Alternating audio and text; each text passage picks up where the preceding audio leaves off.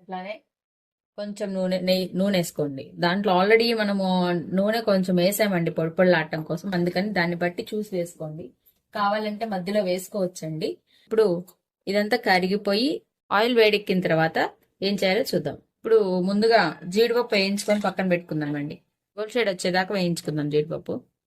ఇదిగోండి జీడిపప్పు gold shade వచ్చినాయి, తీసేస్తున్నానండి. సన్నమంట పెట్టుకొని మొత్తం కూడా తీసేసుకుంటున్నానండి.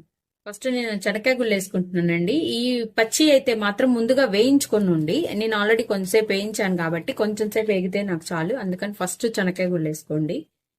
పచ్చి అయితే గనక ముందుగా వేయించుకోవాలండి, అది టైం పట్టిద్ది వేగటానికి. కొంచెం సేపు అట్లా వేగనిచ్చుకుందాము. ఇప్పుడు నేను తాలింపు గింజలు, పచ్చిపప్పు